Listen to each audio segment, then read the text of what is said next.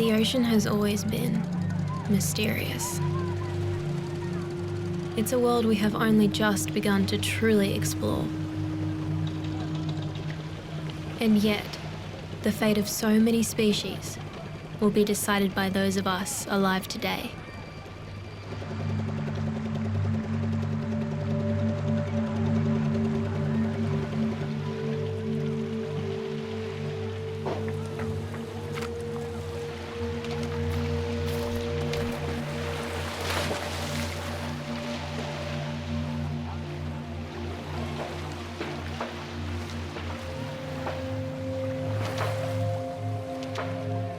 On the beach, the shark boats are being offloaded. One after another. Tiger, bull, mako, thresher, and reef sharks. A line of porters ferrying them to shore. This is a legal trade.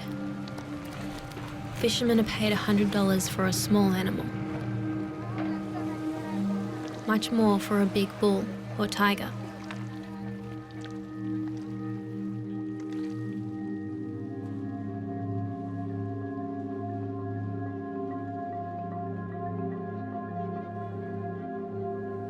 Entering the market, the first thing that hits you is the stench. Fish guts, open sores, and the overwhelming smell of ammonia from dead sharks.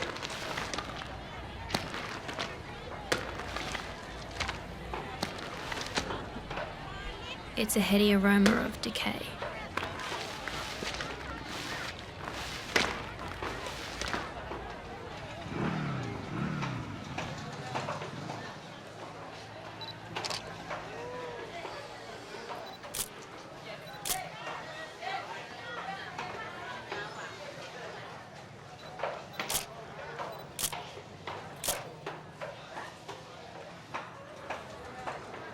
The thing that's sad about it is that I've never seen sharks this big in the water. Like it's pretty rare to get to see them this big. And I've seen like 2 of these in my lifetime and a few of these, but never this big.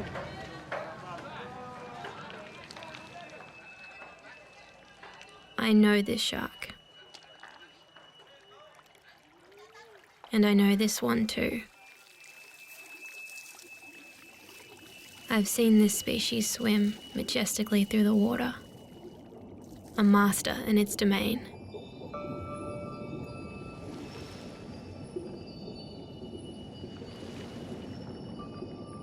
Ever since I can remember, I've had an affinity with sharks. When I found out sharks were being slaughtered, I decided to dedicate my life to fighting for their protection.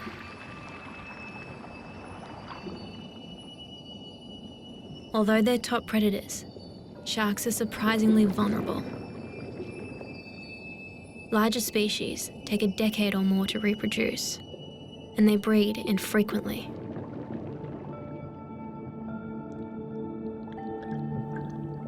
Sharks have swum in our ocean since a time before the dinosaurs. But for how much longer?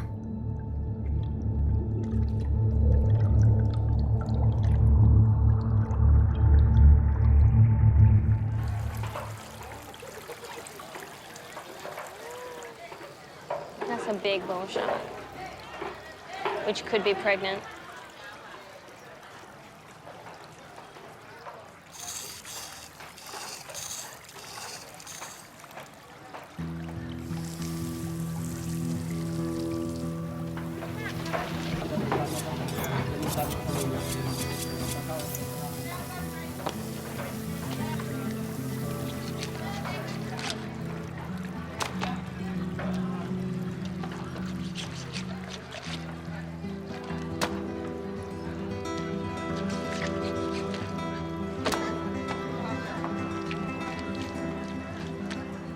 $73 million sharks are harvested and sold annually around the globe.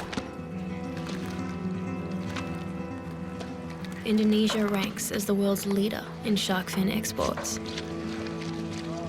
Fins from here travel to Singapore, Hong Kong, and China for the soup trade. They don't like the taste of shark here,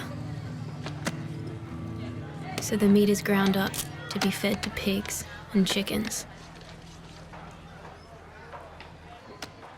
Creatures who have been alive longer than me are being casually killed for a few fins.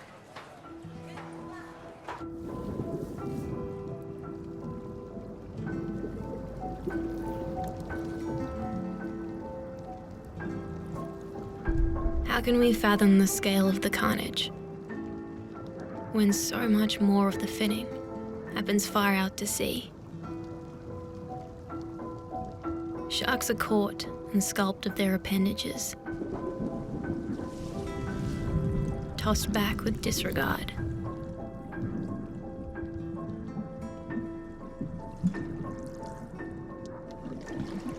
These deaths never counted,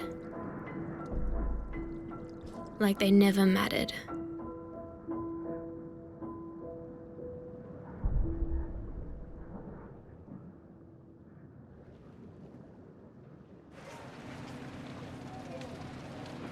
It's been proven that taking out sharks results in the loss of other fish species down the food chain.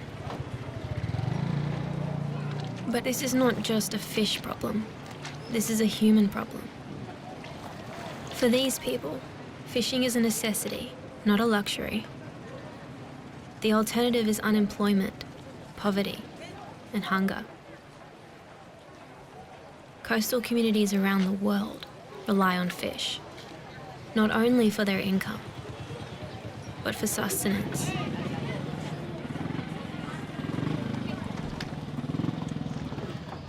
Assalamualaikum, Adi. Apa kabar nih? Baik. Dee has been a fisherman for 3 decades. He fishes on a boat that lays 50 kilometres of longline to hook a single animal. Does he think there's less sharks now than when he started fishing? Kalau dulu waktu-waktu kita mancing yang baru-baru ditanjak pakai perairan NTT, mungkin kita sekali pasang, 2 kali pasang pulang begitu. Last time, they spent only a week to get many catch, but now the fishermen average 2 weeks or 20 days. Wow, so the trips are longer, there's more of them and less sharks. I want to know if they come into Australian waters or they stay local. Mancingnya di mana kira-kira? Apakah seputaran Indonesia atau ke luar negeri? Kadang kita saking banyaknya nelayan sekarang itu dulu waktu tahun sampai ke perairan Australia. Sometimes enter the territory of other countries, but this is dangerous and they have no permit to do it. Does he think he'll ever stop fishing sharks or have to stop fishing sharks because of that? Pray to the God to always.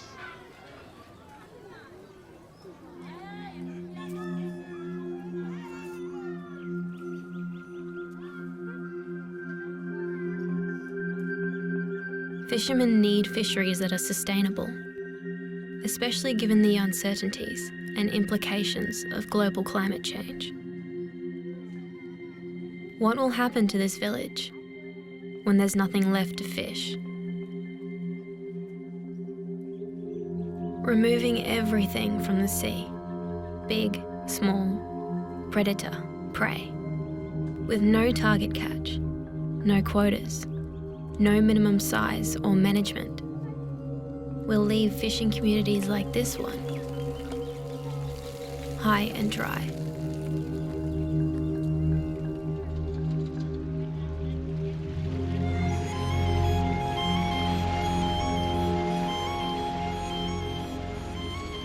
As the catch declines, fishermen begin to travel further from home, into forbidden and often dangerous waters.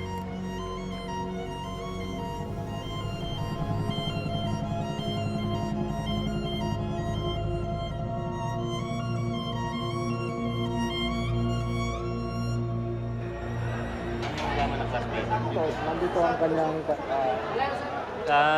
Where was the tuna caught? Where was it caught? Sa Indonesia. Asa? Sentro. Centro. Center of the islands. Okay. Between Mandarin. Boundary between Indonesia and Indonesia and ikaw, bro, Philippines. Okay. Illegal fishing. It's rampant all over the world. It's estimated up to a third of the fish we eat every day, sold in our supermarkets, have been caught illegally.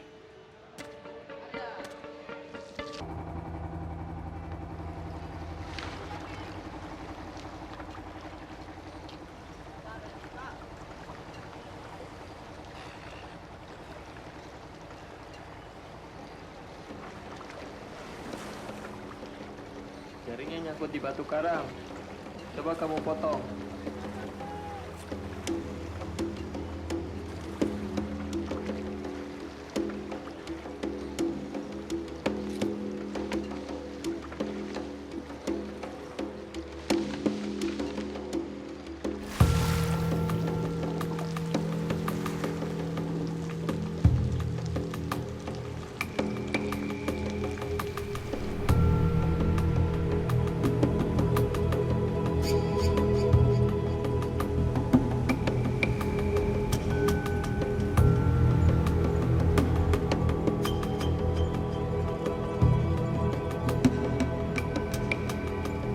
Our people have lived here, off land and sea, for tens of thousands of years.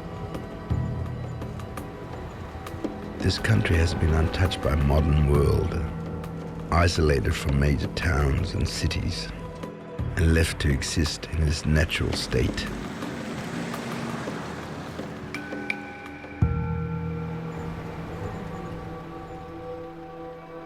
But the world is coming to us. Here, washed up on the beach, nets from commercial fishermen working in seas far away. Ghost nets from another ocean.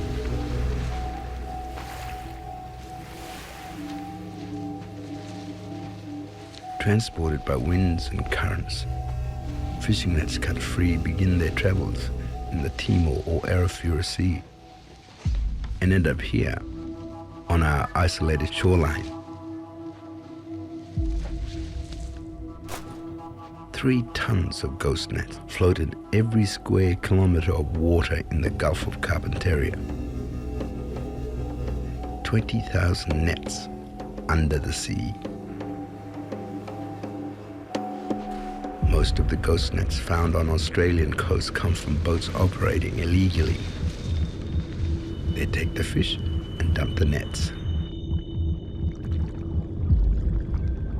At the mercy of storms and tides, each net travels southwards, leaving a trail of death in their wake,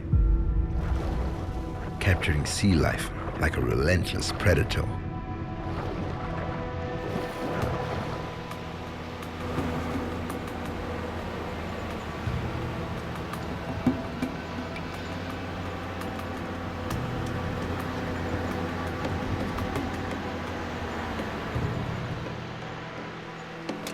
How's your fellas? Just fine here. Look like we got some turtles in the net, eh? Yeah. Yeah. A few months old, I think. They've been here for a while, eh? Yeah. Yeah. Then we'll get started, we'll start digging. Yeah. See how much of this is buried. Dig it up. Yeah. So we can pull it all out today.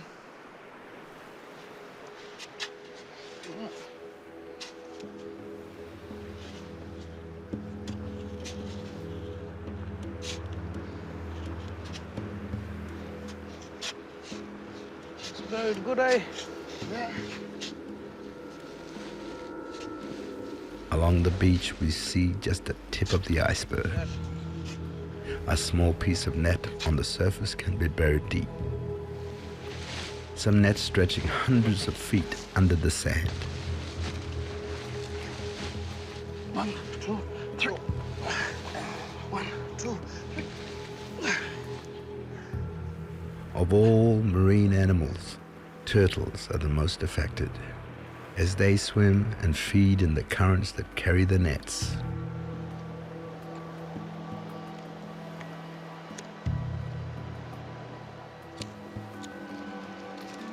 Turtles have no chance once they're caught. These would have drifted for days before eventually drowning. Tip it out. Back down.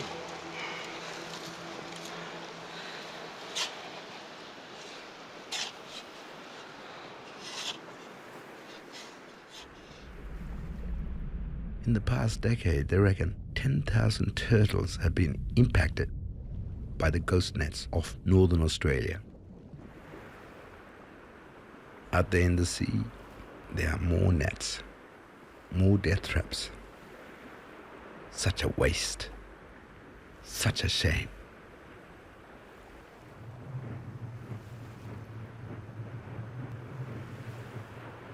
The ocean is without borders. It connects all of us. When we throw away what we don't want, there are far-reaching consequences.